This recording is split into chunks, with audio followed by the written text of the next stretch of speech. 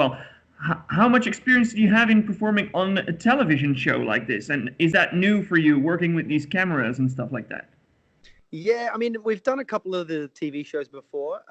This is quite a new one to us, though. It's a different kind of monster completely, um, where we have to like hit certain points at a certain time. You know, being on stage as a band, we're used to just being able to kind of do our own thing and be free and just jump around and be crazy as much as we want.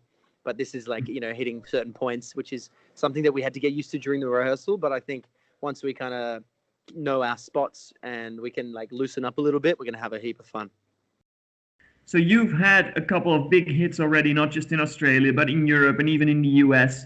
How come that Australia manages to send big stars, you know, its biggest stars like you to Eurovision? I mean, you've had Guy Sebastian in the past, and you've had, you know, all these huge names, and now you're taking part in this pre-selection. How do you think Australia manages to get you guys, you know, to go to this kind of thing? Well, I think because it's a really new, fun thing for us, you know, to be a part of Eurovision. You know, it's something that we've always watched from afar, and the fact that you guys have invited us into the closed circle, you know, it's something that we're all very excited about, and we don't take for granted. So we just want to make sure that we're sending our best. Well, that's great. I mean, you said we've been watching it from afar for so long. How does that go for you personally? Did you watch Eurovision growing up? Were you always big fans? Well, we actually grew up in Papua New Guinea, the 3 of us. So we didn't really know what Eurovision was until a couple of years ago. But once we realized what it was and you know, how big it was and how long it had been going for and how many awesome, iconic names had come out of it, and the fact that Australia was now a part of it, you know, we definitely started taking notice. And we've been watching the last couple of years. What have you learned from watching those last couple of years? What do you know about Eurovision, and what is important, do you think, to be successful? I think the bigger the better, the quirkier the better. It has to be a good song, like first and foremost, you know, and you know, it's all about energy, energy, energy. And how are you going to bring that to the Eurovision stage with the song and with the performance that you have now? Well, we've written a song that we feel is very uplifting, very anthemic. You know, it's high energy.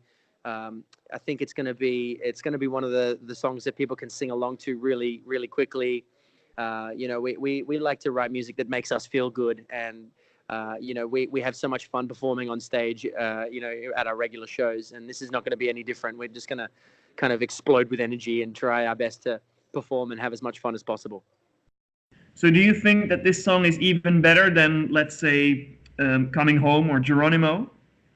I think it's one of the, well, it's hard to say. I mean, Coming Home, I really enjoyed it personally, but this song feels a lot more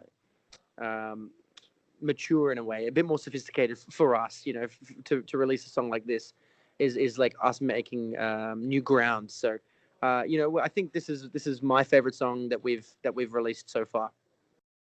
All right. Well, we're all very much looking forward to seeing it on you know, on the Australian national final stage. Is there anything you can tell us already yet about what we can expect, like some effects or some things that you're going to use during that national final? Well, we're going to use a lot of we're using technology in a very interesting way to tell a story, where you know, trying to interact with you know, animations and stuff on screen and that type of thing. We've taken a lot of inspiration from Sweden's win with Heroes. We thought that was really fun and a cool way to use technology to tell a story. So we're not copying that performance exactly, but you know, we really wanted to be able to, I guess, tell a story in that unique way.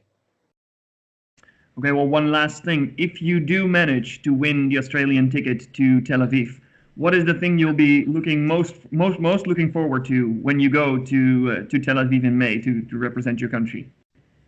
I think just getting a full glimpse of what Eurovision is like on the ground. You know, we've seen it on TV, we've seen it online, we've seen people talking about it, but I think to be a part of something like that would just blow our expectations out of the water. Like you don't prepare for something like that.